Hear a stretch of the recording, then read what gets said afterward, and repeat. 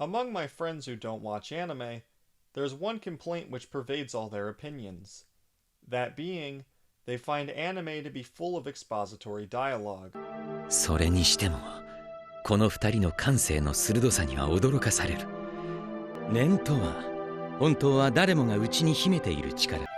彼は飲み込みが早く、努力を惜しまなかったので、これは下法と呼ばれる裏技ですよ。生命エネルギーですから、このままの勢いで出し続ければ当然疲れます。自然体が最も天を行いやすいことを教えられる。This complaint is undeniable.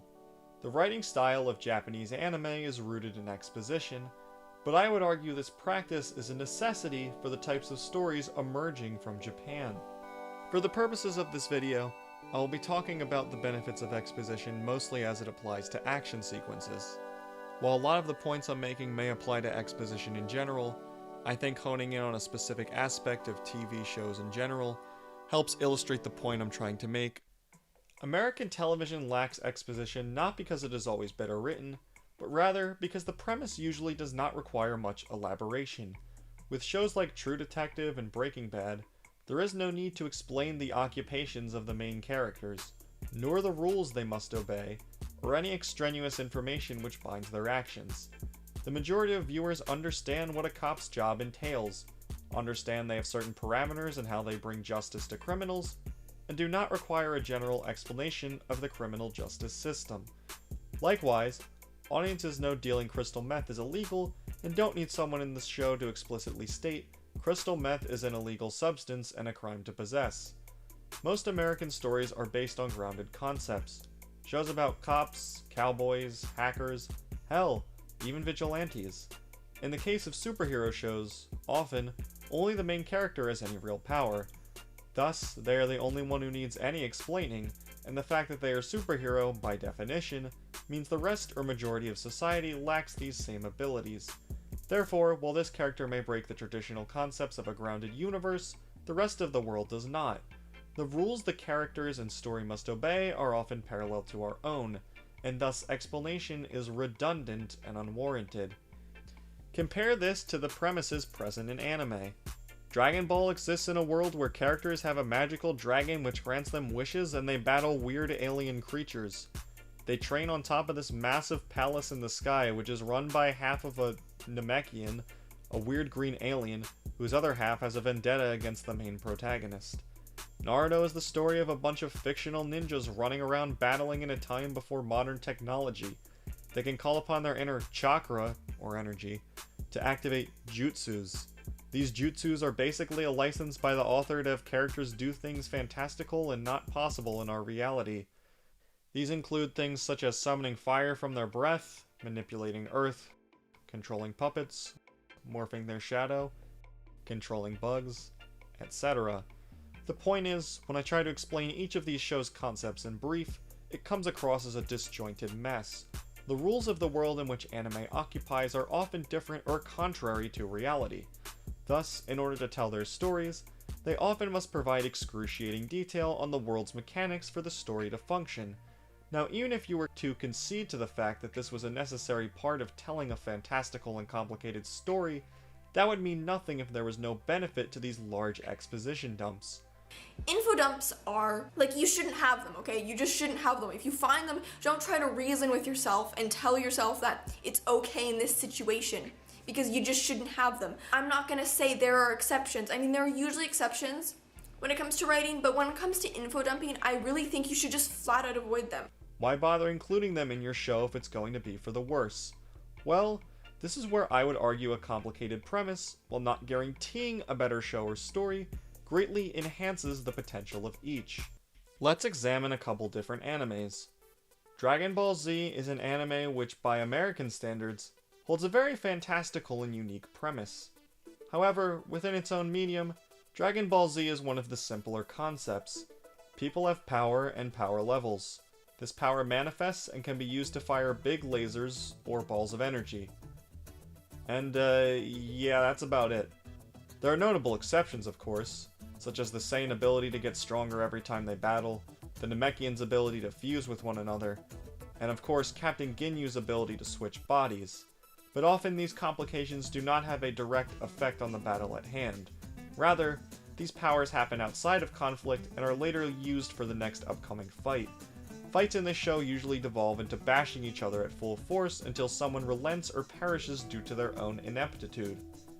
Now let's take a look at Naruto. Naruto's original world lays out the concept of jutsu and chakra. Chakra, in Naruto, could be seen as a similar premise to energy. Each person has a fixed amount of chakra within them, which grows as they get older and become a more fully fledged ninja. Picture the gas tank and mileage of your car. The larger the gas tank, the farther your car should be able to go. Conversely, if you drive a bigger car or repeatedly accelerate and decelerate, or use a stronger ability and expend more energy, you are going to exert more gas. Chakra has many different manifestations and can be used to cast jutsu. Jutsu is a fancy and all-encompassing word which allows different characters to conjure different, seemingly random powers. For some, this means they can control an element, such as summoning fire or water, but often their powers are things very specific and unique. For example, take a look at Ino, Shikamaru, and Choji. Ino can transfer her mind to an opponent to control someone else's body, Shikamaru can use his shadow to have someone mimic his movements, and Choji can drastically increase his size to that of a kaiju to pack a more powerful punch. These three powers are essentially useless on their own, but in tandem with each other, they lead to unique strategies to help defeat opponents. The variety of jutsu and lack of an all-encompassing power allows the show to create scenarios which rely more heavily on strategy than brute force. For example, one of the most intimidating and important villains in the entire show, Toby, is said to be really difficult to beat due to his ability to phase through objects. No matter how powerful the hero's attack, it falls completely flat if he can just step right through it.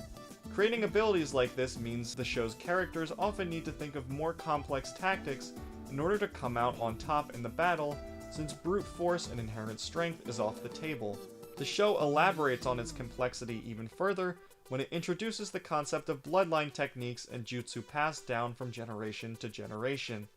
A bloodline ability necessitates certain characters are barred from learning certain abilities, and the emphasis on tradition, passing down abilities from family to family, helps breed difference across the show's characters' movesets. Now, whether you are a fan of one, both, or neither of these shows, it is undeniable that Naruto's jutsu system has more depth than Dragon Ball's chi system. As a result, the battles in Naruto are much more tactical than Dragon Ball's punch-till-you-drop fight scenes. But I would argue in most cases, both shows carry far more complex and interesting action sequences than their American counterparts. Most of the time in an American show, an action scene devolves into either a shootout or two characters punching each other in the face. There is a greater emphasis on choreography and making things look nice rather than notable planning. This is not a bad thing by default. Both of these styles are aiming to do something completely different. However, I think the simplicity of the premise and universe prevents many American shows from achieving the same depth of a battle sequence even if they desired to do so.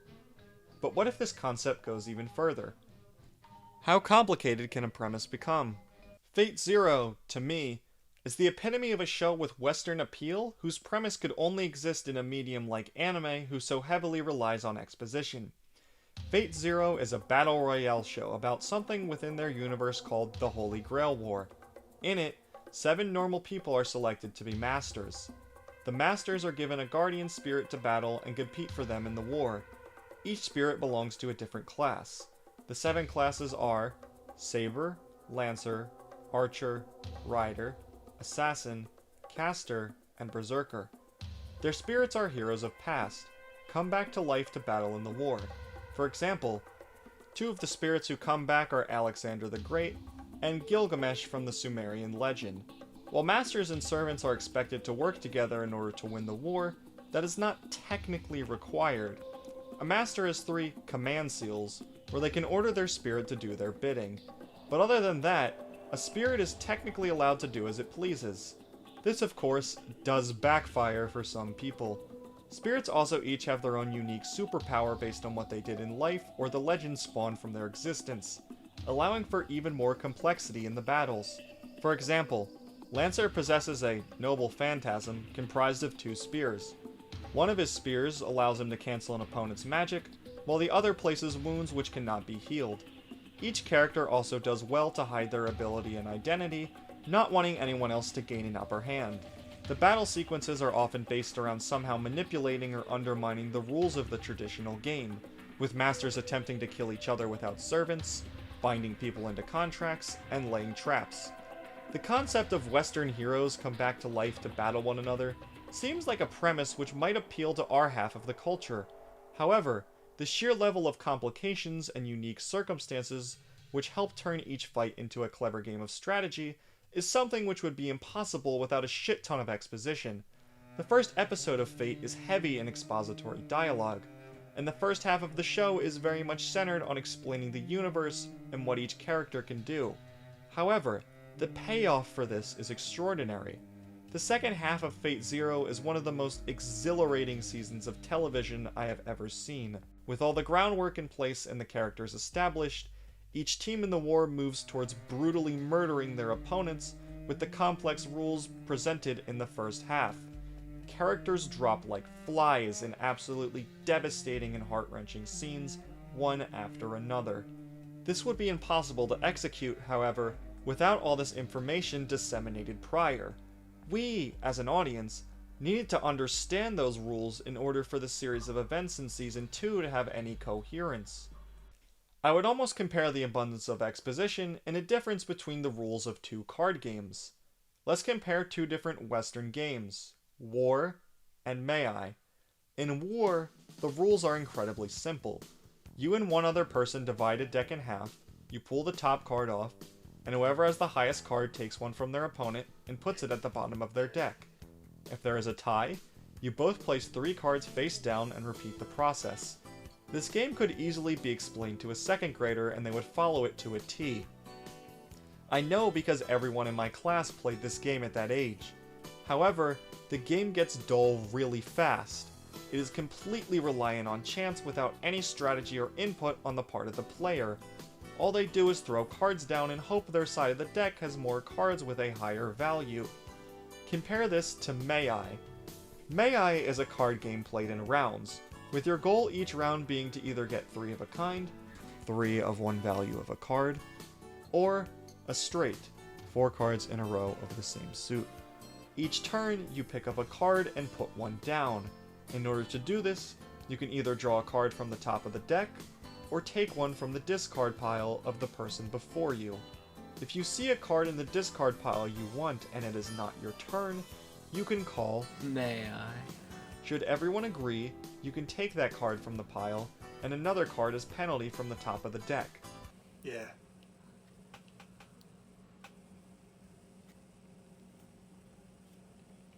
If anyone disagrees, they must take that card themselves and the penalty. May I?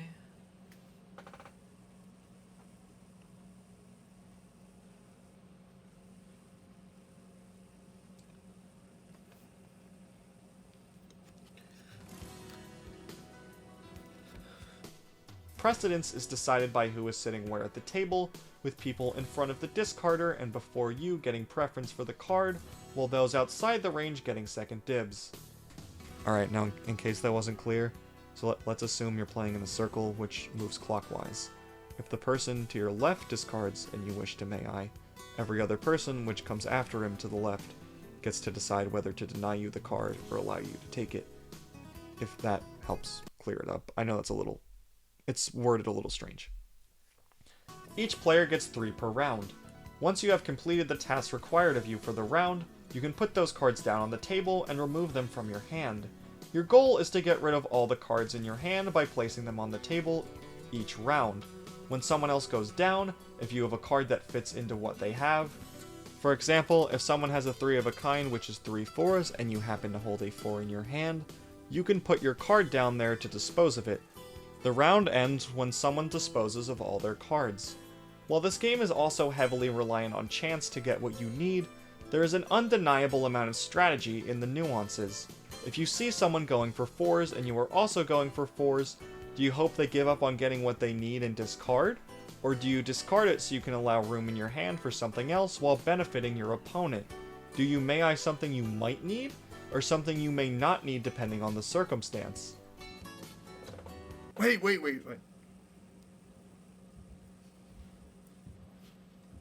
Can I draw a buddy? Okay.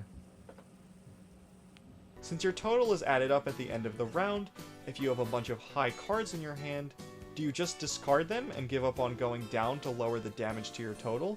Or do you hold out hope that you might get the card you need to get down?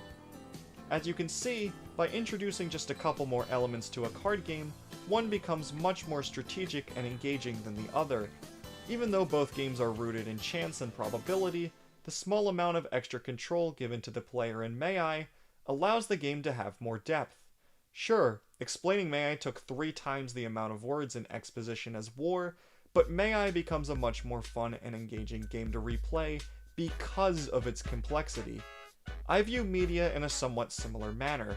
If a show is more complex in nature, I will gladly sit through a few episodes of Exposition if the payoff is something unachievable in a simpler framework. Like May-I, anime creates more complicated rules to follow and gives fight scenes more of a game element.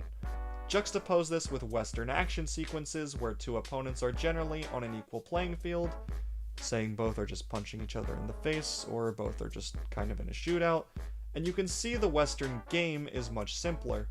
If you don't enjoy anime because the exposition is rampant and sometimes never ending, that is perfectly understandable. However, if you are wondering why some people can bother sitting through episodes of explanation without much dramatic development, you shouldn't have them, okay? You just shouldn't have them. This is personally my reasoning for why. Exposition creates complexity, and complexity creates more unique circumstances for a story. A game or story with more rules may require more discussion before it can actually begin, but who knows? Sometimes the payoff just might be worth it. May I? Nope. Bruh. Tommy used to work on the docks. Union's been on strike. He's down on his luck. It's tough. So tough.